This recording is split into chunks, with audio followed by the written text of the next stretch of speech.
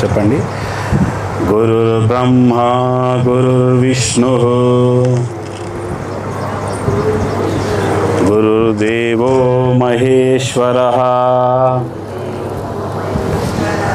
గురుర్ సాక్షాత్ పరబ్రహ్మ తస్మై శ్రీ గురవే నమః. తస్మై శ్రీ వీరబ్రహ్మేంద్ర స్వామినే నమః.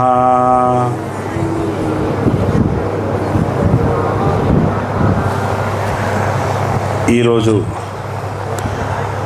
శ్రీమద్ విరాట్ పోతులూరి వీరబ్రహ్మేంద్ర స్వామి వారి దివ్య సన్నిధిలో, ప్రాంగణంలో, ఆలయంలో మనమున్నాం.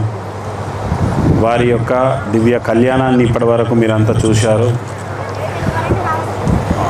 వీరబ్రహ్మేంద్ర స్వామి యొక్క కళ్యాణము అంటే వైభవం గురించి మనం తెలుసుకోవాలి అంటే ప్రతి ఒక్కరూ వారి కాలజ్ఞానాన్ని విని ఉంటే వారు ఎంతటి సిద్ధపురుషులో మహాత్ములో తెలుస్తుంది.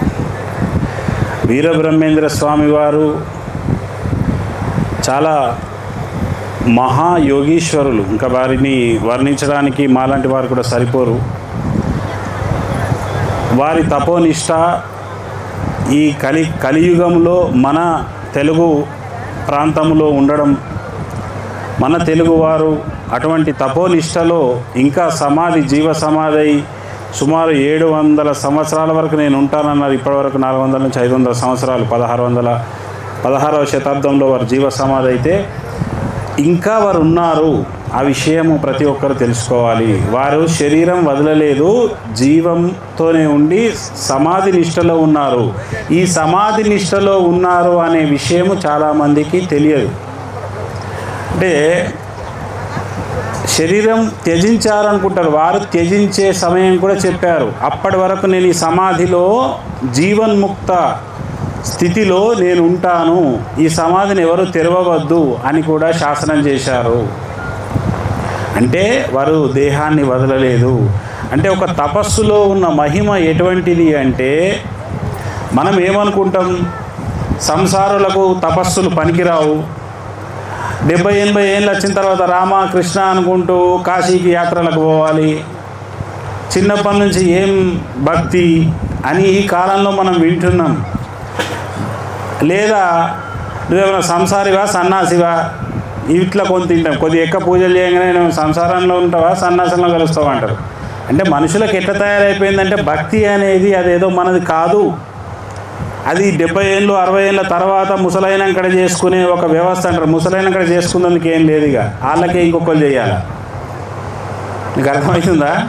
ఇక వాళ్ళు ఏం చేస్తారు, ముసలైనక్కడ వాళ్ళకే ఇంక ఇద్దరు చేయాల్సే పరిస్థితులలో ఉంటుంది. ఈ కాలంలో అయితే 60 ఏళ్ళకే కూసి అయిపోతున్నాయి మోకాళ్ళు, ఇంకా 50 ఏళ్ళకే.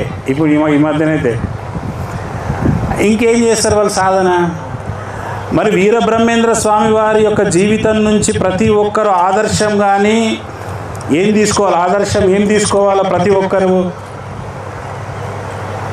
వీరబ్రహ్మేంద్ర స్వామి వారంటే ఒక వర్గానికి చెందినటువంటి ఒక వ్యక్తి కాదు. ఆయన సాక్షాత్ ఈ జగత్తుకు సంబంధించిన సద్గురువు. జగత్తులో ఉన్న ప్రతి వారికి ఆయన ఒక గురుస్వరూపం. వారి నుంచి ప్రతి ఒక్కరూ నేర్చుకోవాల్సిన అంశం ఉన్నది. ఏం నేర్చుకోవాలి, మనము ఎక్కడి నుంచి వచ్చాము, మన యొక్క లక్ష్యం ఏమిటి అనేది మీరు అందరూ చరిత్ర చదవకపోయినా ఇక్కడ ఉన్న వాళ్ళంతా సినిమా చూసి ఉంటే మీకు తెలుస్తుంది. బ్రహ్మేంద్ర స్వామి సినిమా, ఎన్టీ రామారావు హీరో, అందులో చిన్న వీర బ్రహ్మేంద్ర స్వామి అలా తల్లికి చెప్తూ ఉంటాడు, ఆ గర్భము లో ఎట్లా వస్తుంది, ఆ జీవుడు ఎట్లా వస్తాడు, ఎప్పుడు ఆయన బయటకు వస్తాడు, ఈ మాంసాస్తికల దేహం నేను అనుకుంటున్నావా అని చెప్పి అదొక పాటకు ఉంటుంది. నీవెవరో నీ గమ్యం ఏమిటో నిజం తెలుసుకో జీవా అని. అంటే అంత చిన్న వయసు నుంచే వీరబ్రహ్మేంద్ర స్వామి వారికి ఆ యొక్క బ్రహ్మజ్ఞాన తత్వం అనేది అలవాటు ఉంది. ఎందుకు? వారు సిద్ధపురుషులు, వారు సాక్షాత్తు భగవంతుడు కాబట్టి అంత చిన్న ఏజ్లో ఉన్నారని మనం అనుకుంటాం. కానీ వారిలాగా మనం తయారు కావాలని, వారి వలె తపస్సు చేయాలని, వారి వలె మోక్షం పొందాలనేదే వారి ఆకాంక్ష. అందుకే వారి వలనే సిద్ధయ్యను తయారు చేశాడు, శిష్యుడిని తయారు చేశాడు. అంటే వారిలాంటి స్థితి కల్పించాలని వారికి తహతహ ఉండే ఆ కాలంలో నేర్చుకున్నందుకు సిద్ధంగా లేరు. అందుకే ఆధ్యాత్మిక సిద్ధులకు వారసుడు ఎవరు అంటే సిద్ధయ్య, బ్రహ్మేంద్ర స్వామికి. ఏమన్నా ఆస్తులు ఉంటే వారసులు కొడుకులు, అట్లా అది ఉండే. కాబట్టి ప్రతి వారికి అది సాధ్యమే.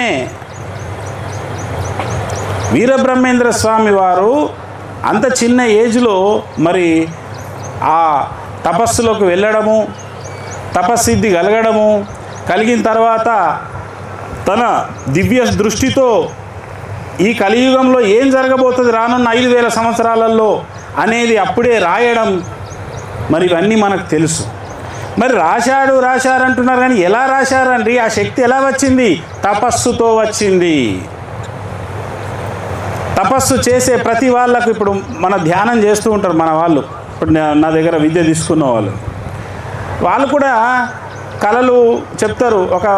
మాకు ఇలా జరుగుతుందని నెల ముందే మాకు కలబడ్డది, ఫలానా ఈ యుద్ధం వస్తుందని మాకు ఒక 2 నెలల ముందే కలబడ్డది గురువు గారు, లేకపోతే ఫలానా భూకంపం వస్తుందని మాకు ఒక 3 నెలల ముందే కలబడ్డది, ఇది మాకు ముందే కనిపించట్లా. ఆంతర్యం ఏంటంటే, నాయన మీరు ఆ ప్రకృతితో ఏకత్వం అవుతూ ఉన్నారు ధ్యానంలో, తద్వారా ప్రకృతి విషయాలు తెలుస్తాయన్న. అట్లా బ్రహ్మేంద్ర స్వామి వారికి 5000 సంవత్సరాల కలియుగం ఏమిటి అనేది కూడా తన యొక్క ధ్యానంలో దర్శనమైంది. తాళపత్ర గ్రంథాలలో రాశారు. అది వల్ల అక్షర సత్యంగా మనం చూస్తున్నాం. ఏం చెప్పిండో అది అవుతున్నది, ఏది చెప్పిండో అదైంది. అందుకే మన పెద్దలు ఇప్పుడు కూడా అంటారు, నిన్న మొన్న మా అమ్మ కూడా అంటుంది, ఈ పాకిస్తాన్ ఇండియా యుద్ధ సమయంలో ఒక భీకరమైన వాతావరణాలు చూసి బ్రహ్మంగారు ముందే చెప్పిర్రు, 7 ఊర్లకు ఒక ఊరు మిగులుతుందంటే ఇదేనేమో అని. 7 ఊర్లకు ఒక ఊరు అంటే ఇదే కదా. అంటే పోయే కాలం వస్తున్నది, కలికాలంకు బ్రహ్మంగారిది ముందే చెప్పిండు అని మా అమ్మ కూడా అంటున్నది, నిన్ననో మొన్న అంటున్నది. అంటే మన తెలంగాణ, మన ఆంధ్రప్రదేశ్ రాష్ట్రాలలోకైతే బ్రహ్మంగారి యొక్క కాలజ్ఞానము వారు ఎప్పుడో చెప్పారు అనే విషయం ప్రతి గడపకు తెలుసు. అది మన అదృష్టం, అటువంటి మహాపురుషుడు ఈ భూమి మన గడ్డపైన ఉండడం. కాబట్టి అటువంటిది వాళ్ళకే సాధ్యమా అంటే, వాళ్ళు నేర్పిన విద్య ఉన్నది. ఆ విద్యనే దాన్ని ఒక్కొక్కరు ఒక్కొక్క కాలంలో ఒక్కొక్క పేరు పెట్టి పిలిచారు. నేను దాన్ని శివరాజయోగము అన్న, వీరబ్రహ్మేంద్ర స్వామి వారు జీవ బ్రహ్మైక్య యోగము అన్నారు. పేర్లు వేరంతే. ఒకరు క్రియాయోగం అన్నారు. ఏ పేరు పెట్టినా చేసే సాధన ఏమిటి అంటే, నీలో ఉన్న పరమాత్ముని తెలుసుకో, నీలో ఉన్న జీవుడిని పరమాత్మతో కలుపు అని చెప్పి మనకు చెప్తారు.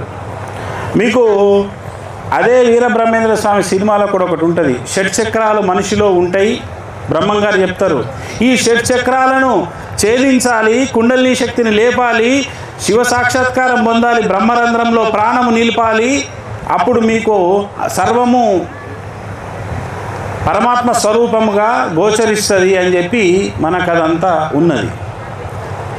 ఈ సబ్జెక్ట్ ఎంతమందికి అర్థమవుతుందో ఎంతమందికి అర్థం కాదో తెలియదు, కానీ వీరబ్రహ్మేంద్ర స్వామి కాలజ్ఞానం తెలుసు చాలామందికి. కానీ వీరబ్రహ్మేంద్ర స్వామి చెప్పిన యోగ సాధన, ప్రాణ సాధన, ప్రాణ విద్య ఎవరు పట్టుకున్నారంటే సిద్ధయ్య పట్టుకున్నాడు, వారు తరించారు. అదే సాధన మేం చేస్తున్నాం. మాలో కూడా వీరబ్రహ్మేంద్ర స్వామి వారు ఏదైతే చెప్పారో ఈశ్వర సాక్షాత్కారం అని, అది మాకు 2009లో ఆ అనుభూతి కలిగింది. దాని తర్వాతనే భగవదాదేశం మేరకు ఈ రకంగా ప్రచారానికి వస్తుంది.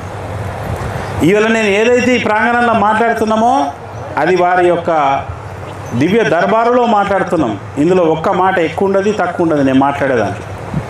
ఎందుకంటే ఉన్నది ఉన్నట్టు మాట్లాడుతున్నాము. భగవత్ సాక్షాత్కారం ఈ కాలంలో సాధ్యమా అంటే నేనే చెప్తున్నా, ముందటనే కూర్చున్నా మీ ముందట. భగవత్ సాక్షాత్కారం సాధ్యమే. భగవంతుణ్ణి నీ లోపల పొందే విద్యనే ఆ శివరాజయోగ విద్య. దాన్ని గురువు యొక్క ఉపదేశానుసారం ఎవరైతే దీక్షగా పొందుతారో, సిద్ధయ్య దీక్షగా పొందాడు బ్రహ్మేంద్ర స్వామి దగ్గర. ఆ దీక్షగా పొందిన తర్వాతనే తాను ఆ యొక్క అంతిమ సత్యాన్ని తెలుసుకున్నాడు. జీవన్ముక్తి కూడా సిద్ధయ్య మోక్షాన్ని పొందినట్టు మనకు ఆధారాలు ఉన్నాయి. కాబట్టి ప్రతి ఒక్కరు మానవ జన్మ ఎత్తింది ఎందుకంటే నీలో ఉన్న భగవంతుని తెలుసుకో, మోక్షాన్ని పొందు. మరి మోక్షం అంటే ఏమిటమ్మా? సచ్చినాక వచ్చేదా? కాదు, బ్రతికి ఉన్నప్పుడు పొందేది మోక్షం. ప్రతి మనిషి పుడతాడు, చస్తాడు. కానీ వీరబ్రహ్మేంద్ర స్వామి వారి విద్య ప్రకారం మరలా అది కనుక ఆచరిస్తే మరలా ఈ యొక్క మరుజన్మ అనేది ఈ భూమి మీదకి వచ్చి నానాయాతనలు పడే, మళ్ళా ఈ కర్మ బంధీకానలో పడే అవసరం ఉండదు. వీరబ్రహ్మేంద్ర స్వామి వారి యొక్క వాక్కును ఈ రకంగా మనం తెలుసుకోవాలి. వారు చెప్పిన సాధన ఏమిటి? కంఠములో జీవుడున్నాడు. మీకు వీరబ్రహ్మేంద్ర స్వామి ఫోటో మీ దగ్గర ఉంటే మీకు అందులో ఉంటుంది ఎక్స్ప్లెనేషన్లో. కంఠంలో ఎవరున్నారు? జీవుడు ఉన్నాడు. అంటే జీవుడు అంటే ఎవరు? మనందరిలో మనం ఎక్కడున్నాం అంటే ఇక్కడున్నాం. ఎక్కడ? కంఠములో. మన తెలంగాణలో ఏమంటారు? బొందిలో పానం. విన్నారా? బొందిలో పానం ఉన్నంత దాకా మనమేనా అనేది? అంటారా? మీరు ఏమంటారు? బొంది అంటారా, కంఠం అంటారా? మీరు కంఠం అంటారా? పాత వాళ్ళకి అడుగురు బొంది అంటారు. మీరు ఇప్పుడు లేటెస్ట్ మా ఒక 60 ఏళ్ళ ముందున్న వాళ్ళకి అడిగితే బొందిలో పానం. బొందిలో పానం పెడితే అన్ని బొందులో పెడతారు. అర్థమైందా? బొందిలో పానం ఉంటుంది. కానీ శాస్త్రం ప్రకారం ఏంటంటే దాన్ని అదే పదాన్ని విశుద్ధ చక్రము అంటారు. విశుద్ధ చక్రం అంటే గొంతు స్థానం. ఇక్కడ జీవుడు ఉంటాడు. అందుకే గవర్నమెంట్ కూడా ఏదన్నా తీవ్రవాదులకు ఇట్లా ఉరిశిక్ష వేస్తుంది. ఉరిశిక్ష అంటే ఇక్కడికే కంఠానికే పెట్టేసేస్తారు. కోడిని కానీ మేకను కానీ కూడా ఎక్కడ వస్తారు? పానం ఆనే ఉంటుంది ప్రతిదానికి జీవికి. అక్కడి నుంచే మొండెం తల వేరైపోతుంది. కాబట్టి మీరు అర్థం చేసుకోవాల్సింది ఏంటంటే మనిషి ఇందులో కొనసాగుతున్నాడు ఈ దేహంతోనే. అంటే జీవుడు ఎక్కడున్నాడు? కంఠంలో ఉన్నాడు. మనకు వీరబ్రహ్మేంద్ర స్వామి వారు కూడా చెప్తారు, జీవుడు ఇక్కడ ఉన్నారు. ఇక్కడ ఆ అనంత పరమాత్ముడు గురుస్వరూపమై వెలుగుతున్నాడు. ఈ జీవుడిని పరమాత్ముడితో కలపాలి. ఆ విద్యనే మీకు యోగ విద్య, మహాప్రాణ విద్య, మన ప్రాణ గమనాన్ని పరమాత్మ వైపుకు తీసుకెళ్లే విద్య అనేదే మేము ఈ కాలానికి వాళ్ళకు అర్థమయ్యే భాషలో కొన్ని వేల మందికి ఈ విద్య నేర్పుతూ వెళ్తున్నాం. దీన్నే శివరాజ యోగంలో క్రియ అనే లెవెల్లో మహాప్రాణ విద్యగా మేము చెప్తా ఉన్నాం. ఇదే వీరబ్రహ్మేంద్ర స్వామి వారు సిద్ధయ్యకి నేర్పితే సిద్ధయ్య స్వామి ఆచరించిండు, తరించిండు.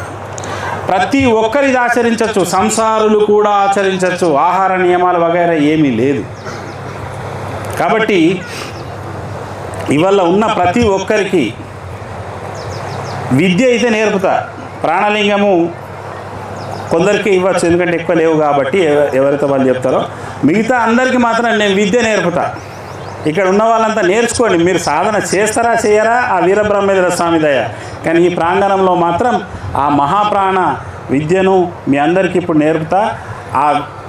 ఆ మహాత్ముని ప్రాంగణంలో మీరు నేర్చుకోవడం కూడా వారి యొక్క అనుగ్రహానికి పాత్రులు అవుతారు.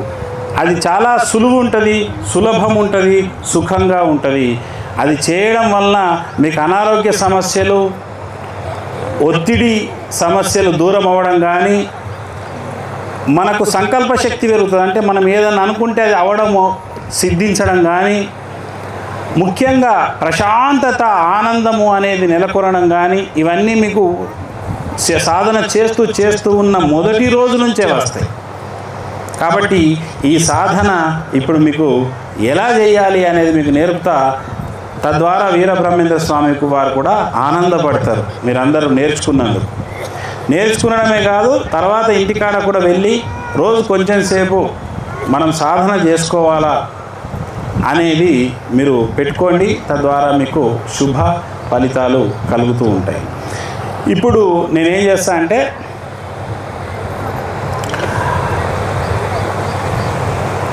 మన లోపల శ్వాసించే విధానము ఇప్పుడు ఈ విద్యలో మారుతుంది. అంటే గొంతుతోని శ్వాసిస్తాం, అంటే గొంతును ఉద్దీపన చేసే విద్య ఇది. ఇక్కడ ఉన్న ప్రాణము బ్రహ్మస్థానానికి ఎక్కుతుంది అన్నట్టు. మనం అట్లా చేస్తూ ఉంటే ఎట్లెట్లా బ్రహ్మస్థానంకు మనకు ప్రాణం వెళ్తుందో అంతంత మీ జీవితంలో కర్మనాశనం జరుగుతుంది, కర్మ అనేది తొలగుతుంది. మన లోపల ఈ కంఠస్థానంలో ఉన్నటువంటి జీవుడు పరమాత్మ స్థానంకు పోవాలంటే శ్వాసించే విధానం ఎట్లుంటుందంటే ఇప్పుడు నేను చేసి చూపిస్తా, ఒకసారి చూడండి. ఈ శ్వాసలో శివనామాన్ని పెట్టుకోవాలి. ఇప్పుడు బ్రహ్మేంద్ర స్వామి వారి ముందర కూడా శివుడు ఉన్నాడు. ఇప్పుడు కూడా నేను కొందరికి ప్రాణలింగాలు ఇవ్వబోతున్నా. శివనామాన్ని జోడించుకోవాలి మన యొక్క శ్వాసలో. తద్వారా ఏమవుతుందంటే ఏ పనైనా చేయండి, ప్రత్యేకంగా జపమాల పట్టుకొని కూర్చోవలసిన అవసరం లేదుగా. ఏ పని చేసినా మీ శ్వాసలో శివుడు ధ్వనించాలి. అందుకే మీకు వీరబ్రహ్మేంద్ర స్వామి వారు కూడా వారు భక్తులకు ఇచ్చిన ఉపదేశం ఏమిటి? ఓం హ్రీం క్లీం శ్రీం శివాయ బ్రహ్మణే. అవునా? మరి ఇక్కడ కూడా ఏమున్నది? శివుడు ఉన్నాడు. బ్రహ్మణే అంటే శక్తి, బ్రహ్మణి అంటే శక్తి. శివాయ అన్నగానల్ల శక్తి సమ్మిళితమైన నామం అది. కాబట్టి శివశక్తుల సమ్మిళితంగా తాను ఏమిచ్చాడు? భక్తులకు రక్షణ కలగాలి, దైవీ ఆకర్షణ కలగాలి. క్లీం అంటే ఆకర్షణ, శ్రీం అంటే సంపద, హ్రీం అంటే రక్షణ. అన్నీ నా భక్తులకు కలగాలి అని ఇంత గొప్ప మూలమంత్రాన్ని వారు ఉపదేశించిపోయారు. కానీ ఉపదేశించి మనకు చెప్పారు. మరి ఆ ఉపదేశాన్ని జపం చేయడం ఒక 108 సార్లు ఒక జపమాల పట్టుకునే మంచి పద్ధతి. ఎనీ టైం ప్రతి శ్వాసలో కూడా మనకు నడవాలి. మనకు అది మరుపుకే రావద్దు అనంటే మీ శ్వాసకు ఈ నామాన్ని ముడేసుకోవాలి. అప్పుడు మరుపు అనేది ఉండదు. ఏ పని చేసినా, కళ్ళు తెరిచినా కళ్ళు మూసినా, ఏ పనిలో ఉన్నా శ్వాస నడుస్తుంది, శ్వాసతో పాటు గురువిచ్చిన నామం నడుస్తుంది. అది చాలా ఉత్తమం, చాలా శ్రేష్టం, చాలా యోగం, చాలా శుభం, లాభం అనేది కలుగుతుంది, అందరికీ కలుగుతుంది. మీకు అర్థమవుతుందా? కాబట్టి ఈ రీతిన మీరంతా ఇప్పుడు నేను చెప్తాను, ఒకసారి మీరు నన్ను చూడండి. నేను ఇప్పుడు నా మనసుని ఇక్కడ పెట్టాను, బ్రహ్మస్థానంలో.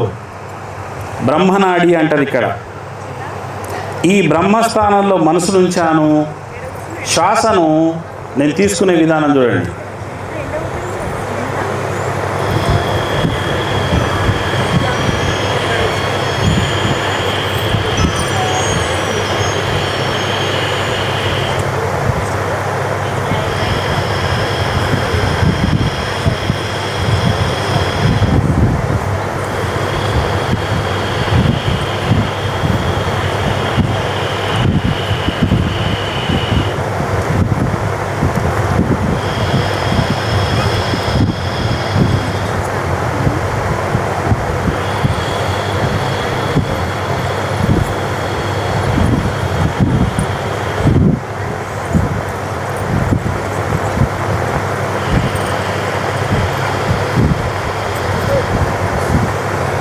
ఇప్పుడు మీరు అబ్జర్వ్ చేస్తే నేను గొంతు ద్వారా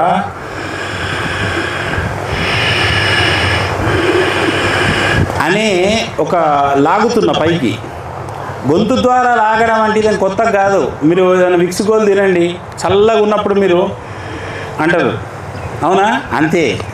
అప్పుడు మీకు ఏమవుతుందంటే ఇక్కడ ఉన్న ప్రాణం ఉద్దీపనై పై భాగానికి వెళ్తుంది, లేకపోతే శ్వాస నిమ్న భాగానికి వెళ్ళి వేస్ట్ అవుతుంది, ప్రాణము వ్యర్థమవుతుంది. ఎవరి ప్రాణం ఉత్తేజం అవుతుంది అని అంటే ఒకటే మాట, ఈ రకంగా శ్వాసిస్తే వాళ్ళకు పరిపూర్ణ ఆరోగ్యం అవుతుంది. అందుకే మనం ఏమంటామండి, ప్రాణం బాగోలేదు అంటారా? మరి ప్రాణం బాగుంచుకునే విద్య కావాలా, ప్రాణం బాగా ఉండాలి అనే విద్య కావాలా. ఆ ప్రాణం బాగుండే విద్యనే ఈ ప్రాణ విద్య.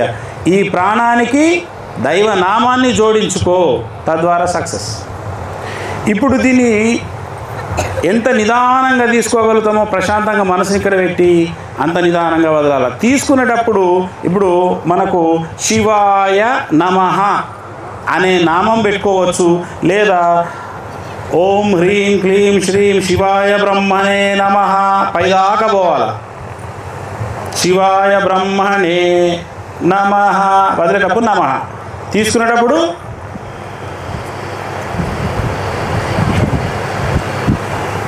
ఓం హ్రీం క్లీం శ్రీం శివాయ బ్రహ్మణే అని పైదాకా పోయినా, వదిలేటప్పుడు నమః. తీసుకునేటప్పుడు ఓం హ్రీం క్లీం శ్రీం శివాయ బ్రహ్మణే నమః. శివాయ బ్రహ్మణే కిందికి వదిలేటప్పుడు నమః. ఇదైనా పెట్టుకోవచ్చు, లేదా సింపుల్గా శివాయ నమః. శ్వాస తీసుకునేటప్పుడు శివాయ, వదిలేటప్పుడు శివాయ. మీకు అర్థమైంది చిన్నపిల్లలు? శ్వాస తీసుకునేటప్పుడు ఏమనుకో, శివాయ అని అనుకోవాలి లోపట, బయట కనద్దు. పిల్లలకు అర్థమైంది, అందరికి అర్థమైనట్టు లెక్క. మీకు అర్థమైంది ఇంతకు?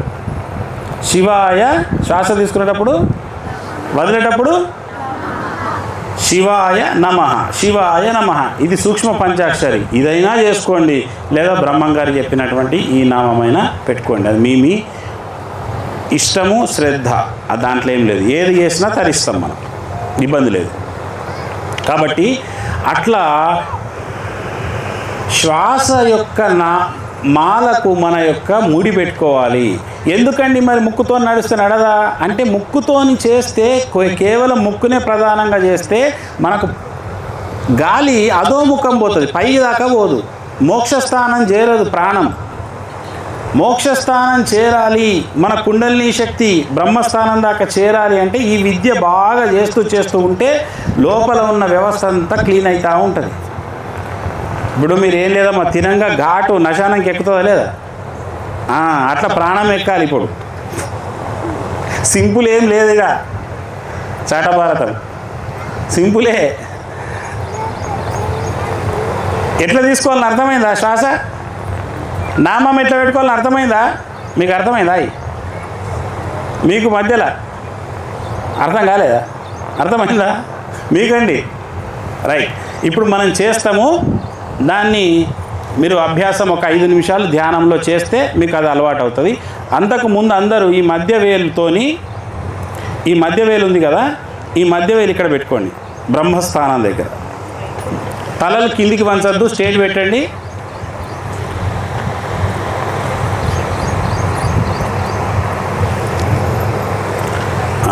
కళ్ళు మూసుకోండి.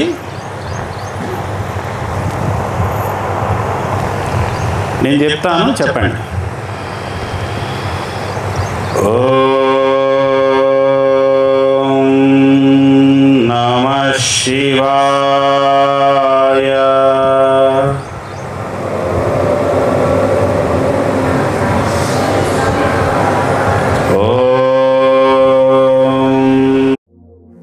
ఆత్మాచల శివా, ఆత్మాచల శివా, ఆత్మాచల శివా.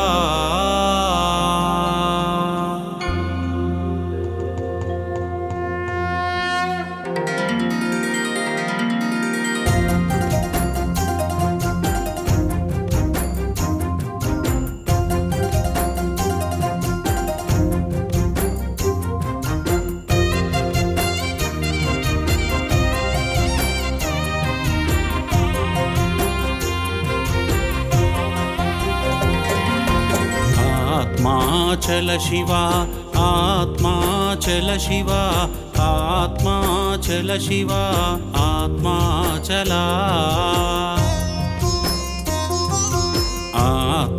ఆత్మాచల శివ ఆత్మాచల శివ ఆత్మాచల శివ ఆత్మాచల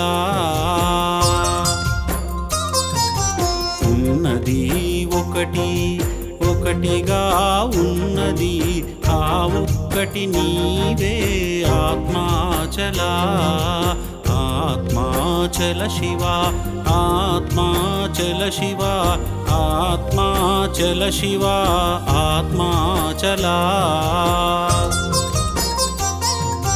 సర్వులలో అఖండమౌ స్థిర జ్ఞాన పర్వతమౌ సర్వస్థిరస్థాణుడవే ఆత్మాచల ఆత్మాచల శివ ఆత్మాచల శివ ఆత్మాచల శివ ఆత్మాచల చలనముగా మారిన నన్ను అచలముగా చేయుటకు జ్ఞానవల విసిరితివి ఆత్మాచల ఆత్మాచల శివ ఆత్మాచల శివ ఆత్మాచల శివ ఆత్మాచల బుద్ధికి చిక్కక బుద్ధికి వెలుగై బుద్ధిని దాటి ఉన్న ఆత్మాచల